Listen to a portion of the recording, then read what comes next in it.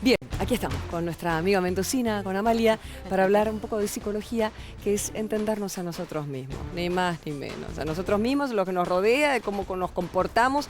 Y vamos a hablar de psicopatías. El famoso psicópata que uno lo tiene en la punta de la lengua, el argentino que siempre habla con términos psicológicos. Es cierto, somos somos todos médicos, todos decimos, todos hablamos, es un psicópata, a lo mejor no, a lo mejor tiene algunas características, pero por eso vamos a hablar con Daniela Forst, psicóloga, que nos va a contar bien de qué se trata, qué es un psicópata, cómo lo identificamos. Buen día, ¿cómo Buen día, andan? Dani, ¿todo bien? Todo muy bien. Me alegro. Bueno, me parece genial empezar haciendo una distinción. Cuando hablamos de psicópata, estamos hablando de una persona peligrosa. Estamos hablando de una persona que en el imaginario social podemos pensar que es un asesino serial, un violador, una persona violenta. No necesariamente.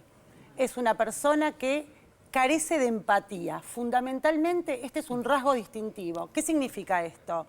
Puede hacer daño al otro y no tiene sentimiento de culpa, no tiene remordimientos. Entonces, fundamentalmente, cuando hablamos de psicópatas, tenemos que pensar en una personalidad que tiene muchos rasgos narcisistas. ¿Qué significa esto? Tiene una exacerbada, digamos, imagen de sí mismo, pero esto no quiere decir que tiene una autoestima alta. Lo que quiere decir es que es muy pobre interiormente y necesita manipular y usar al otro para llenarse de esta energía que no tiene. Qué bravo. Es muy bravo. Y a ver, y hay dos mecanismos fundamentales que tenemos que tener en cuenta. La persona psicópata al principio se muestran encantadoras, Seductores. súper seductoras, y es la primer parte de la manipulación. Entonces tienden a tomar a las víctimas al principio con cierto bombardeo amoroso.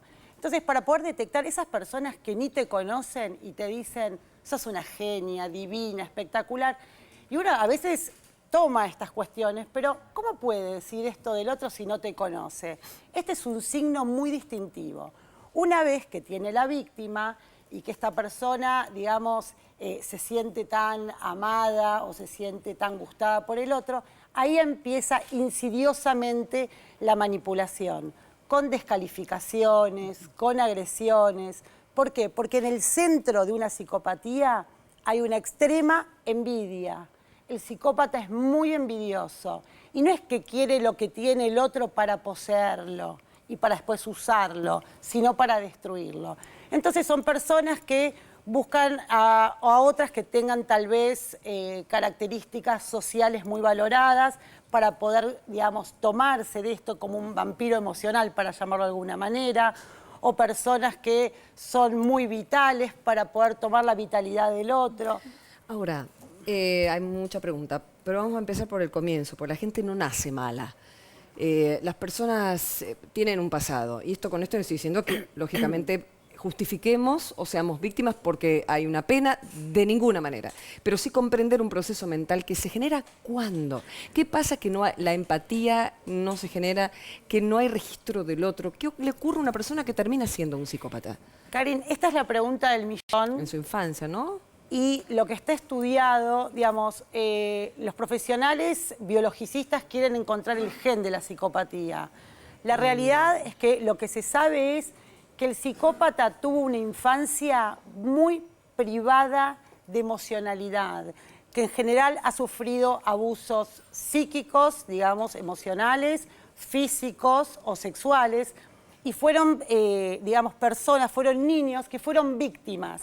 Y en general, el mecanismo que suelen usar estos niños que fueron víctimas es como cierto apagado emocional. Exacto. Digamos, claro. dejan de sentir para no sufrir. Correcto. No se conectan. No se conectan. Claro. Y esto sostenido en el tiempo, en los primeros años, cuando salen a la vida adolescente y luego adulta, repiten y tienen este mecanismo que no sienten lo que siente el otro, no tienen pena, no tienen miedo. No, pero hay y acá te pregunto, hay una teoría que dice que en realidad los psicópatas son antisociales desde lo profundo, porque en lo superficial son muy seductores, tienen muchas características para interactuar con los demás, se dan cuenta, estudian a la víctima o a otro psicópata también, porque lo detectan, es una de sus características, pero que en realidad ellos sienten culpa solamente y empatía cuando rompen sus propios códigos, no cuando rompen los códigos sociales.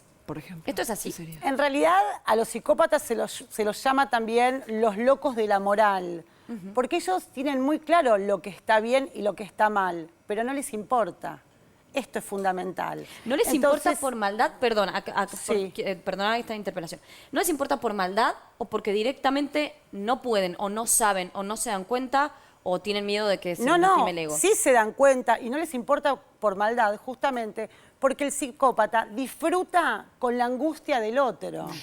Consultorio. Llega una persona que dice, tengo realmente problemas en mi vida porque todos me dicen que soy de una manera. Pero claro, hay algo que ve que los demás le reflejan. Entonces va a consulta. Es así como llega una persona con estas características a consultorio. ¿Y cuál es el tratamiento? O Bueno, sea, yo les voy a mejora contar algo. El psicópata no llega al consultorio. Claro, directamente. Los que llegan al consultorio Son los son parientes. las víctimas. Parejas. Y lo que tenemos que pensar, exacto, parejas, alguien que sufrió de algún psicópata en un trabajo, hijos también, claro que sí. Y les voy a contar algo, también hay madres psicópatas. Sí, claro. Pero claro, mujer. Y dentro de esta, digamos, dentro de esta cuestión, lo que tenemos que entender, para los que nos están mirando, el que sufrió una situación de una interacción patológica producto de un psicópata, lo que sucede es como el pasaje de un huracán. La persona queda devastada. Y en este devastamiento, los daños colaterales, digamos, tienen que ver fundamentalmente con la autoestima. Claro. La persona pierde su sistema de seguridad. Pero lo pierde por algo, porque hay una patología que engancha justo con la otra. A ver, esta es una buena pregunta, Exacto. porque, ¿O no? digamos, mucha gente dice que la víctima de psicópata es una masoquista o está deprimida. No necesariamente. La víctima del psicópata es alguien que tiene algo que el psicópata le gustaría poseer y el psicópata encontró el punto débil de esa persona. Todos tenemos algún punto débil y tal vez en algún momento de nuestra vida puede no sucedernos y tal vez en otro que estamos tal vez con alguna depresión o con algún bajón o más ansiosos por alguna situación. El psicópata lo que tiene es la inteligencia práctica y racional de pescar esto en su presa e ir hacia ahí. Pero no hay psicópatas arrepentidos No. de la vida. Llegan los 40, 50 años y dicen algo tengo que modificar en mi vida, he sido de determinada manera o ya es una condena. Yo, por lo menos, no he conocido en 22 años de ejercicio un psicópata que haya venido al consultorio o algún colega que me haya dicho que haya podido recuperarlo. Lo que sí, por suerte, sé es que se puede hacer algo con las víctimas y que estas víctimas lo que tienen es que fortalecer su autoestima y pensar que una vez que uno atravesó esta situación, hay una suerte de parecido con el estrés postraumático. La persona suele tener trastornos de sueño, muchísima ansiedad, angustia, problemas de memoria. Entonces, bien. si tenemos que pensar el mejor antídoto, una vez que uno atravesó, hizo el duelo por esta situación, por esta relación patológica, el antídoto con un psicópata es interacción cero. Bien. ¿Y cómo alejarse. cuesta llegar a esa interacción cero? Total. ¿Cómo cuesta? Porque la manipulación es tal que uno llega a creer que el otro tiene un problema, que pobre, que cómo lo voy a dejar o que El cómo Salvador, no voy a Uno hablar. salva a otro también. Claro. Es Daniela Furst que nos deja con la boca abierta porque cuántos habrán pasado en la vida que uno ha conocido, sí o no, ha tenido contacto, sí o no, pero están entre nosotros y son condenados. Por eso no es una patología que permite no condenar. Por ejemplo, Pucho, Gilla Murano, Barreda, son condenados, aquellos que llegan a lo peor, que es el asesinato. Dani, gracias. Gracias, muchas gracias.